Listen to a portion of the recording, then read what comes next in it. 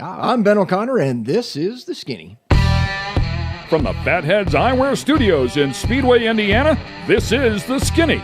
Brought to you by Toyota, Rhino Classifieds, General Tire, and Dream Giveaway. This segment of The Skinny is brought to you by Toyota.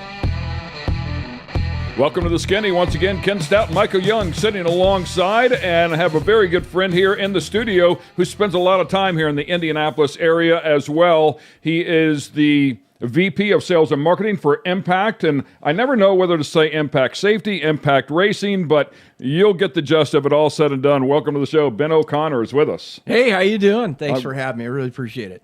Great, man. Thank you very much for coming out, and we'll get a chance to pick your brain and find out what's coming up in the world of safety. But as you guys describe yourself to fans at home listening in, what is the proper description for the company? I think, we manufacture safety equipment for motorsports, mostly driver safety equipment, helmets, suits, shoes and gloves. But we also manufacture automotive safety equipment as well, restraints and seating, things like that. So the company originally started off by some guy named Bill Simpson. Yeah. So, of course, we've lost him since. Very, very important to our industry, of course. And then it made its way to Robbie Price, or Robbie Pierce. Yeah. And then was eventually acquired by Sparco, if I'm correct in that. Yeah. But you guys operate as though you're an independent. Yeah, correct. We operate as our own entity. That's correct. Yeah.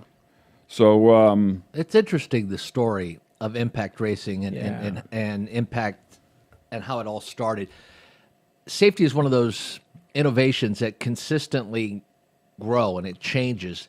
And as I'm not sure when you started with the company, but I know when Bill started the company and what its focus was on, it's like a moving dartboard that safety is constantly evolving and changing. But you never get to the finish line, if that makes sense. It's always changing, and that's the most difficult part about, I think, your industry is finding that new thing. Yeah. I mean, we like to say we reserve the right to learn, right? You're always learning. You don't know what you don't know. Anytime an event happens, you look at that and you evaluate things and you look for ways that you can improve on what you're doing. So yeah, you're right. It's a constantly evolving. So let's say there's an entire year in the various forms of motorsports and the people that you serve, and there's nothing really that traumatic of an incident that you could go, oh, there's something we can learn from that. Is there something to learn from every crash, every incident, even though it might be a minor incident? Yeah, I would say definitely. There's always something you can learn from every event, every incident. It's no matter whether you have access to what happened and things like that. But even behind the scenes, even without that, you're still always constantly developing. And it may be something as simple as maybe trying to make the equipment more comfortable, right? Maybe it's not necessarily directly related to safety, although something being comfortable is certainly related to safety in terms of ergonomics. If the driver's more comfortable, he's more focused on the task at hand, and of course the best way to prevent injuries is to prevent an event from ever happening, right?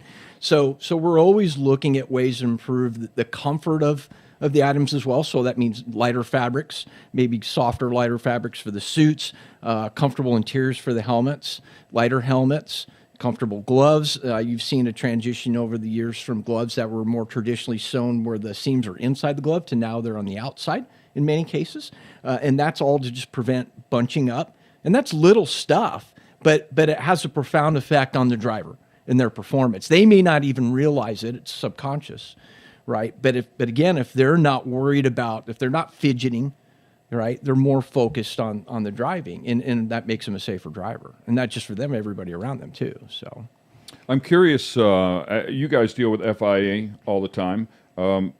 No, not as much. Little bit in FIA. We're mostly SFI. And Stout. Okay. Yeah. So to get those requirements completed, I'm kind of curious if all of the safety companies collaborate and work together to some degree, or is everybody running their own path, just trying to advance what they can inside of their walls? A bit of both. There are certain, from a broad stroke perspective, there are organizations like ICMS. That a lot of the safety manufacturers are part of, where we'll meet at councils maybe annually, to have an annual council and discuss various different things. And the people involved in that council are people from all walks of life, medical experts, manufacturers, racetracks, safety personnel from the racetracks. And the purpose of that is to discuss various different topics and learn from each other in the world of safety. You'll pick up all kinds of stuff, doing that. But then there is also, of course, that independent, strive ourselves to better ourselves and find and learn new things as well, particularly in the area of, I would say, of helmets. So while you have this council where you may discuss the effects of concussion, so you can learn a little bit more from the science aspect of it, then we take that information and we'll go back and say, okay, how can we build a better helmet based on these things that we learned, from these conferences and things like that. So that's our job, is to build a better product. But as a council, we all learn from each other that way. So I'm curious, who comes up with the bar? Does SFI set the bar? I mean, do they do their homework, or do they go to the safety companies like yourselves and say, we need this product to be 10% better than what it is now, or we believe that if you were to construct something in this manner, it's going to make it better. That's going to be our new rating. How does that take place? How do they make you guys toe the line, or do you bring them ideas and they say, wow, that's great, that's going to be the bar right there?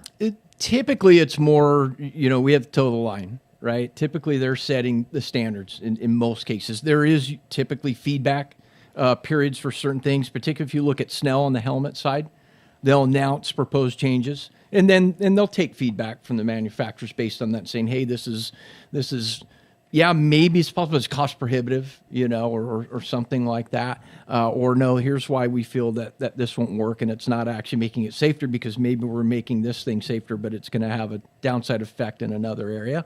But for the most part, you take SFI, Snell, FI, they set the standards, and then the manufacturers meet the standards.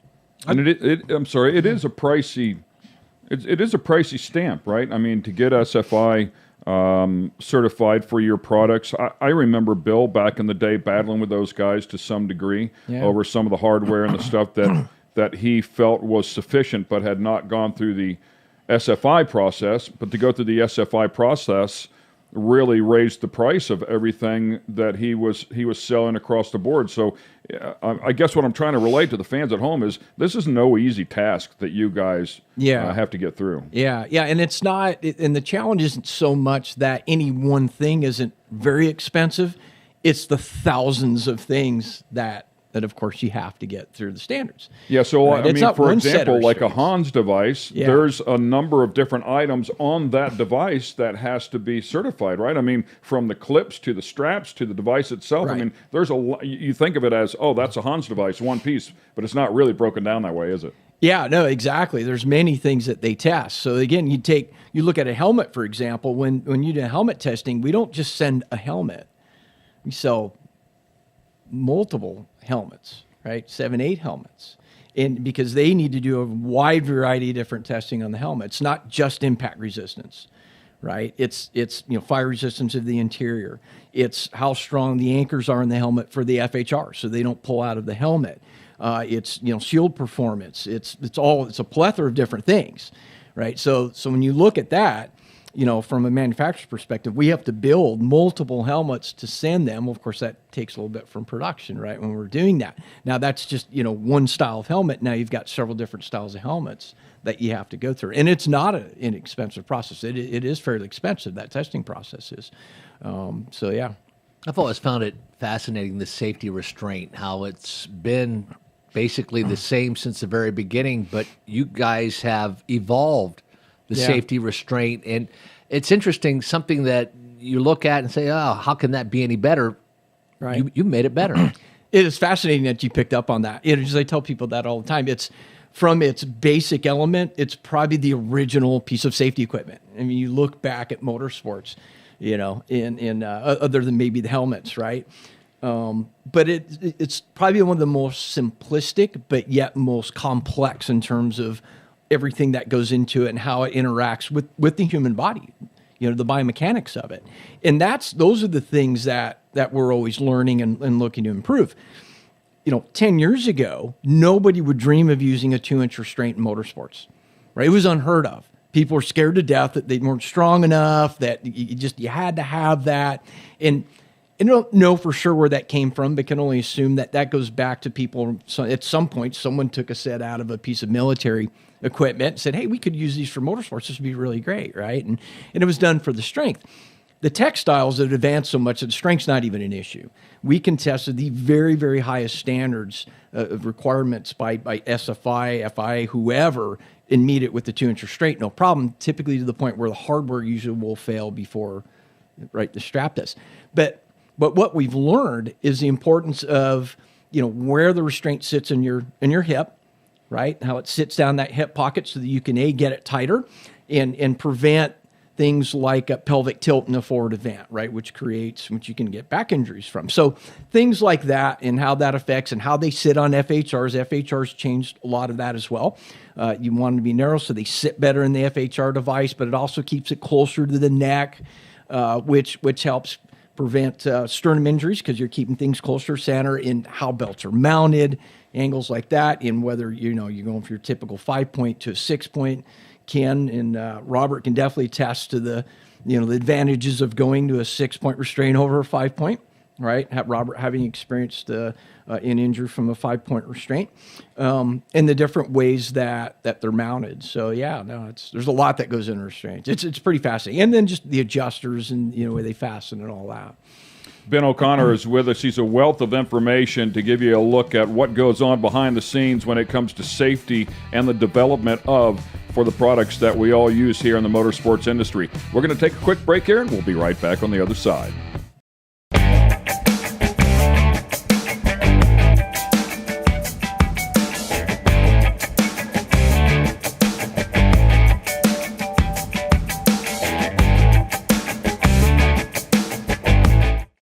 This segment of The Skinny is brought to you by Dream Giveaway.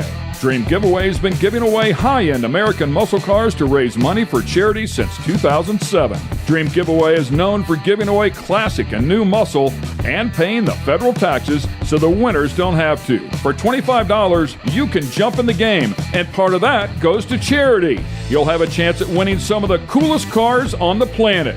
Check it out at dreamgiveaway.com. Welcome back to The Skinny. We have Ben O'Connor with us here, Vice President of Sales and Marketing for Impact, and some great insight behind what it takes to get the products approved that they sell to us to make sure that they are to the proper standard. And of course, it's a wide variety of product and a wide variety of standards if you don't necessarily need some of those certifications. As we talked to you, and you were mentioning the shoulder straps as they've gone back to the 2-inch and they lay in the channel now, and as you mentioned, very, very strong. We've been in a couple of situations. You mentioned my son Robert, and we just had a situation even a little bit earlier this year where I was able to watch, courtesy of an onboard camera, something I'll give you, Carl. We can use this in the video portion of the show, but he went over a big tabletop in the UTV, landed flat, overshot it, landed flat. And when he landed flat, a number of things happened simultaneously that put him in a really bad situation. And he had done everything properly in terms of getting in the car. He has the latest equipment, courtesy of you guys. And things were as tight and as good as proper as they could possibly be whenever he left. But when he landed, the compression, the cushion in the seat compressed. His spine compressed to some degree. Whenever those two things happened, the shoulder belts immediately became loose now. I mean, we're talking a couple of inches easy, right? If not more. And the steering wheel, when he is sitting in the car and the steering wheel is here, he can move his head about halfway to that steering wheel. But during this process, his face hit the steering wheel hard enough that it popped the face mask back open. And it was quite, and he's here wearing a head and neck restraint device, all the stuff. He had all the proper stuff on. But it was absolutely mind-boggling to see how much the body compresses. I know it conversely stretches, when people are in a barrel roll or flipping, how much does the human neck stretch? It's inches, correct? Yeah, so you look at, FHR device is a really good example, right? And the purpose of those is to prevent a basilar skull fracture. Basically means the skull separates from the neck. But your head can move, stretch your neck an amazing amount before that's really an issue. So these devices are really just to limit that very extreme motion to prevent that type of injury. It's interesting that you say what you said, because we've seen footage over and over, similar things where a driver's helmet will hit a doghouse that's maybe, elbow level over 13 inches, and then get back in the car and replicate, and can't move more than 6 inches, no matter how hard they try. So it is fascinating how much the human body moves. One of the things that we stress a lot, and this isn't directly related to a specific product, but when you're laying out your car, the importance of making sure that there aren't things in the way that you could hit, because your body moves so much. One of the things that we've seen is things like battery cutoff switches and things like that, where people's knees getting, injured because they'll hit a switch on the dash or something you don't think about, because you really do move around a lot in an event. It's pretty fascinating. I crashed a pro buggy. This is probably around 2014 or 15, somewhere in there, and didn't flip. Just two of us got together midair, landed sideways. It was a rough moment, but could have been. Matter of fact, I thought it was going to be way, way worse. But when I got out of that car, I felt like somebody had beat the hell out of me with a pipe. I had a big gouge out of my shin. My elbows were beat up. My shins were beat up. I mean, like you say, I felt like I had hit every device inside of that car. Yeah. It's pretty crazy to think about all the things that the body does hit inside of one of those things. I mean, I ended up with elbow pads and shin guards, just to go racing again, which some of the guys do, some of the guys don't. But yeah, it's pretty amazing how much we move around inside of these things, despite doing everything as best we know how. Yeah, it's why, containment is such an important thing. We talk a lot about containment, and keeping the body contained in that. So you'll see in NASCAR and other forms of motorsports now where they're having poured seats. They have the halos around them. I mean, they're really in a cocoon, and that really is to limit those types of motions, those things that can happen. But, in everybody's everyday race car, even if they don't have the funds to do that, it's just take some time and look around the vehicle and your setup and look at things that may become problematic. Pad stuff that you wouldn't normally think about padding. Everybody thinks about padding, the roll cage and things around the helmet. But what about your legs, your knees? Just like you said, your shins get banged up because they're hitting it underneath of the dash. Things you wouldn't even think about, But when you're flipping upside down in a barrel roll, your extremities are flopping around everywhere, right? Yeah. So yeah, you gotta think about that stuff. Is there a near perfect safety device?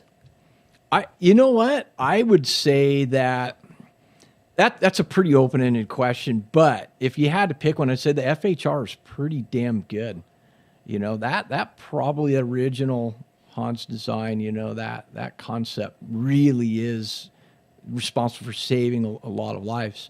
There are certainly other things that are groundbreaking in the industry that are right up there, but I don't, again, it goes back to what we said about nothing's perfect. You're always evolving. You can always learn. You can always change things, but that's pretty darn good. Suits. The driver's suits, they've gotten to be pretty darn good. But again, you can't have too much protection in terms of time, which is what you're looking for in a suit. Right? You talked about the gloves at the top of the show and taking the seams from the inside to the outside. What was the revelation that someone thought, oh, let's do it on the out? What caused that development to happen? I wish I could say we did, but we didn't. That wasn't one of those things that we came up with, but we certainly understood the reasoning for it when we saw it. It was one of those, oh, of course. Well, I think what happened is one of the things, gloves are sewn inside out. That's how you make them. So I think what probably happened, someone at some point said, wow, this feels really good without having all that stuff. inside. But originally it looked really odd. It looked unfinished. It didn't, right? You tend to look at it, oh, that's not very good looking. Well, now it's become the standard. Now it's cool, right? Now you see it, it's like, wow, that's really cool. You got external stitch gloves. That's awesome, right? But there's a science behind it too, right? It has a practical purpose because it doesn't bunch up on the fingers as much. It's like you'll see silicone embossed fingers and palms now are become pretty standard, instead of leather. And that's just for extra grip and much thinner, so you have that better tactile feel of the steering wheel, right? Better connection between driver and vehicle. So again, those are the kind of things that you wouldn't typically think of in terms of direct safety, but certainly having a better grip on the steering wheel, better feel in the steering wheel is going to make you a better driver again. Better focus at what you're doing. So I'm blown away. I mean, the one thing that I think all the fans can see on a regular basis is how the seat development has progressed. I mean, you see that in Cup. In IndyCar, you don't see it because, as you mentioned, the seats are poured. The guys literally sit down in a solution, and the seat is molded around them, but you never really get a chance to see that. I do know in talking to some of the doctors there and emergency personnel with IndyCar, how things have gotten better. The halo around their head and the padding to keep their head from being in, for lack of a better description, a paint shaker, if you will. But as you take a look at the drivers in NASCAR now, their heads are almost wedged into that seat. Yeah, to stop that motion. So if they do barrel roll, the big run, if you're over here and you've got some gap, that big run whenever you hit is tough. But when you take it all away, now your head doesn't have a chance to move around and kind of stabilize your eyes, if you will. I mean, you have the minor vibrations inside, which affects your vision. It's pretty cool to see how far they've come to tackle both ends of that. Right. Yeah, of course, in that situation where they're really tight like that, again, it's about containment and limiting body motion, right? But in that particular scenario, if it's really tight like that, they could be really detrimental, say if you had a bent drive shaft. You wouldn't be able to see. Exactly. I mean, it would be so bad, right? It'd be terrible, right? So, but the offset or the benefit, far outweighs that possibility. But then you look at different forms of motorsports, right? And there's no one size fits all solution, right? Poured containment, high containment seats don't work well in certain forms of sport, like off road. They actually need that little bit of motion, need to be able to move around a little bit. More so than you would in a situation like that because the vehicle is transmitting so much energy to the driver, right? That would be a scenario where, the halos are becoming somewhat popular in off-road, but you have to be really careful with that too, because if you get a strong side-to-side motion, you can literally bounce off the halo and get concussed, because it's not just the sharp impacts that cause concussion, it's really the brain moving inside the skull. Everybody's familiar with shaken baby syndrome. Well, adults can get that too. Right, if your head's shaking around, even if it's not hitting anything, you can still get concussed. So you have to look at those, different things like that. Every vehicle's different. Every form of motorsport's different. Something that they don't use in any other form of motorsport that's pretty popular in off-road is, a suspension seat. And under certain scenarios, in a pure G-out situation, you can't beat a proper suspension seat. I mean, you take ours, for example, it's an 84% reduction in energy. So in terms of preventing spinal injuries in that pure G-out scenario, there's nothing better. If you have a hard shell seat and the frame bottoms on a dirt or whatever, your body absorbs all that energy. Whatever the cushion is going to take that out. But that's it. And the body has to take all that other energy. Now, there are other advantages in the hard shell seat. People will argue in terms of keeping the spine aligned properly in an event, like we talked about the containment, right? Things like that. And stress due to bouncing. There's an effect that's known as like a double hit in a suspension seat where you compress, you feel that. When you come back up, you hit the restraints and you feel that. So you're kind of according, like an accordion effect right on the body. And over a long haul, that can wear on a driver a little bit. So you're seeing a lot of drivers now switch to more of a hard shell seat for that reason. But you have to understand there is that onset chance that you could, have a spinal injury as a result of compression in that one scenario of a pure G-out scenario. So those are kind of differences, that you see. So spending some time here with Ben O'Connor, giving us a good look at what they look at over the different forms of our different Can you just Disciplines. Can you kick me, Michael? Disciplines. Apparently the needle is stuck. Whoop, whoop. Disciplines. Different disciplines of motorsports. So it goes. And no, it's not that early in the morning. So we'll take a quick break here and we'll be back on the other side. This segment of The Skinny has been brought to you by General Tire. It's more than just a slogan. Anywhere is possible with General Tire. General Tire's Grabber X3 Mud Terrain tire offers aggressive styling and is engineered for durability with innovative performance features that are ready to carry you through extreme mud, dirt, and rock-covered terrain. For extreme traction that's ready for anything and rugged styling to match, look no further than the Grabber X3. Make your anywhere possible by visiting GeneralTire.com today.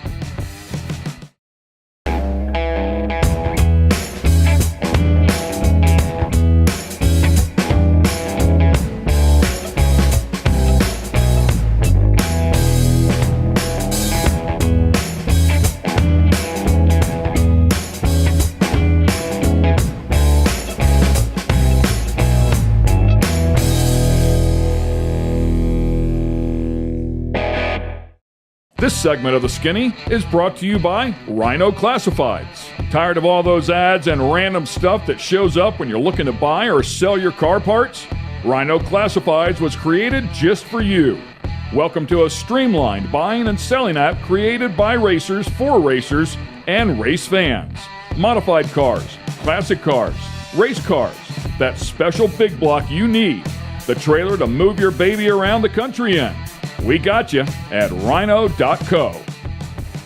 Welcome back to The Skinny. We have Ben O'Connor here from Impact and giving us some really great behind the closed doors, if you will, look at what they deal with on a daily basis for safety to try and keep our drivers and crew members as safe as absolutely possible in this sport that we love.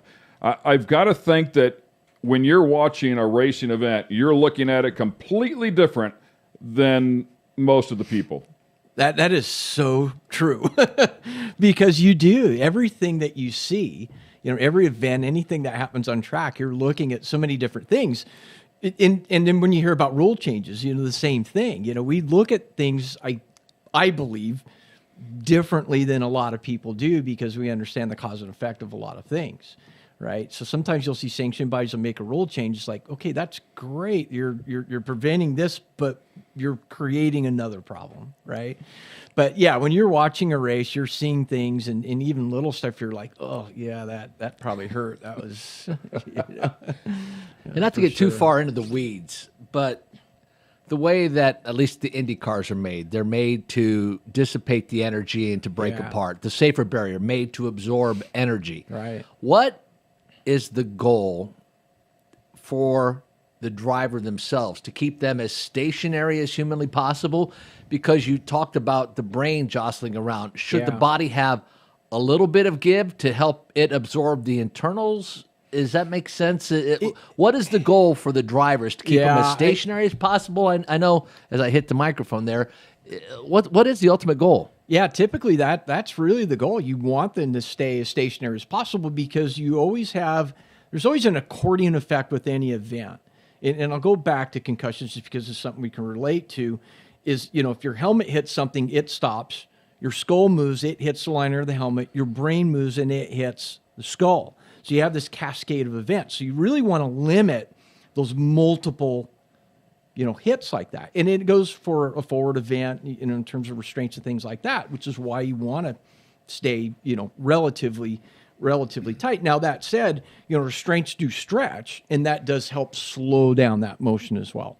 But you don't want them so loose that you slam against the restraint, right? Because now you're going to get injuries from that. So you want to be tight. You get them as tight as you can, and the natural stretch of the material or the webbing is really going to help slow that motion down.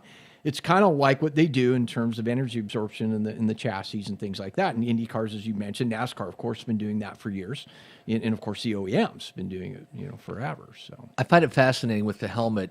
Is it the goal? And helmets are constantly evolving and changing with materials, with weight. Is the head supposed to be as tight as humanly possible inside the helmet? What is the goal of the padding, the material it's made of, the ultimate goal for the helmet, for the driver and the safety of the head? Yeah, we'd like to see a tight helmet. Yeah, there's some drivers though. Again, it gets back to that comfort thing. If it's painful, obviously it's too tight and it's going to distract from the driving, and you're creating another situation. But in terms of purely from a concussion standpoint or head injury standpoint, I shouldn't say concussions, many different forms. But yeah, you want to limit that motion again to eliminate that cascading effect that I talked about. You want to wear a pretty darn tight helmet, to the point not where it's hurting, but the tighter the better. Yeah. Who does the material development for you? Is that an in-house thing where you're constantly looking at different types of plastics, different types of materials for the suits, for the restraints? How does that work? So it's a collaboration between us and our vendor partners, particularly on the suit fabric side, because we don't mill our own fabrics, right? But we do work with a couple manufacturers of the fabrics that will come to us, and they're constantly evolving as well. Say, hey, we've got this new fabric, it's lighter, or it breathes better, or the TPP performance, the fire performance is increased over X, right? So we're looking at that. Helmet's somewhat similar, although the helmet development side, at least in our case, because we do all that in-house and we manufacture right here in Indianapolis, a lot of like the layup of the shell and all that in the mixture of what fabrics or materials are used, that's all developed by us. That's on us to figure out, okay, we need a little bit of this material here, followed by that, and a layer of that, multiple layers, maybe multiple layers, not throughout the helmet, maybe it's right. So that all comes back on us. But we also depend on our vendor partners there too to come up with new things, particularly like the liners themselves. Hey, we've got a better way of manufacturing this so that it's more consistent. Maybe something like that, right? Is there a place that any driver can go online? Quite possibly your website, I don't know, but you mentioned it before, and I do know that when we set our car up, my son's pretty tall at 6'4", so typically does not fit in the normal seat, and the bars where the straps go on or need to be adjusted. So, for example, the shoulder belts. I mean, if he sat in any normal car, they would go up and around his shoulder, be pulling down, compressing instead of more pulling back. Right. And I know there's a preferred angle of that belt. It's not straight across. There's a small angle there. And then you'd already mentioned that where the hip belt should go. Is there some place where mom and pop can figure out exactly how they should be strapping in their kids? Because I feel like it's the most incorrect thing done on a regular basis. Yeah. Just because of lack of knowledge more than anything. Yeah, it is. It's an educational process for sure. On our website, we do have different diagrams.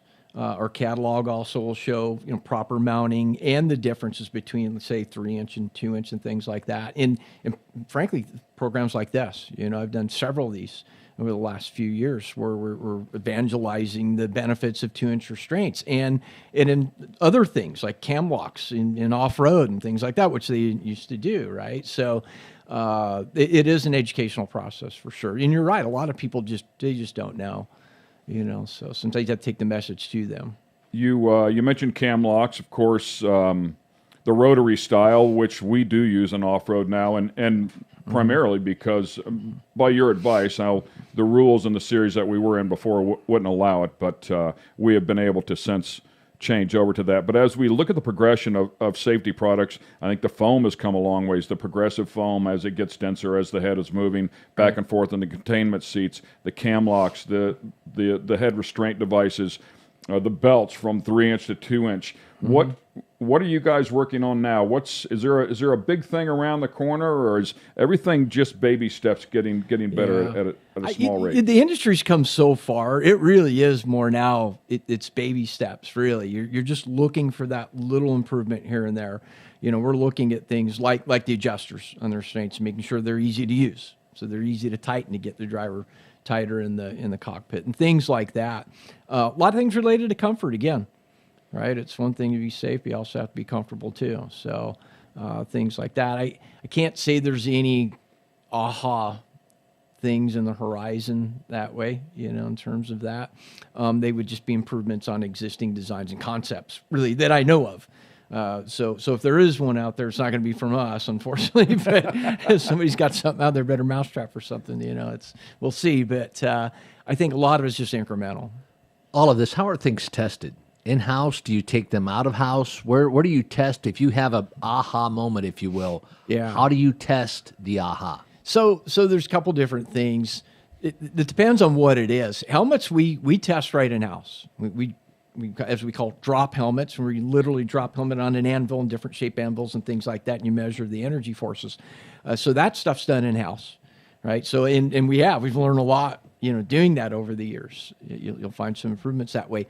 Restraints are tested through SFI Laboratories.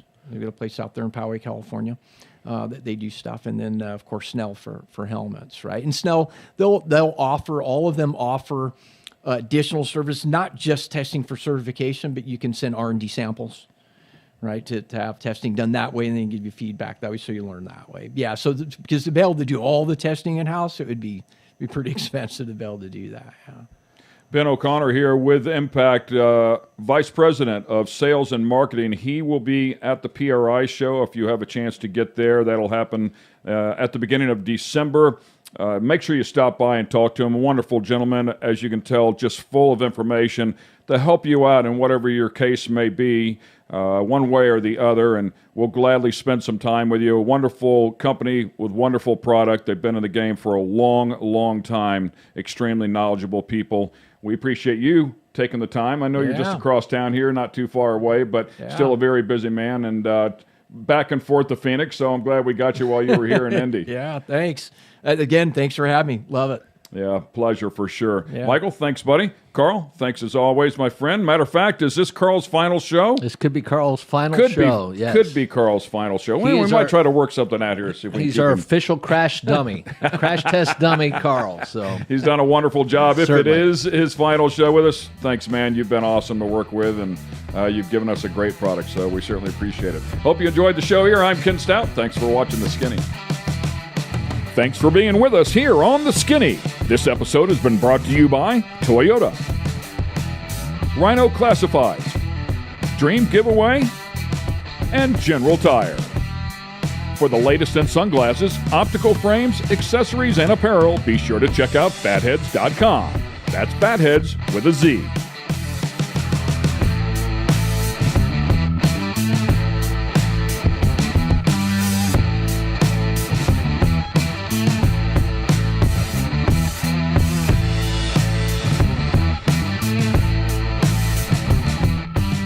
Production facilities provided by Fatheads Eyewear Studios. All rights reserved.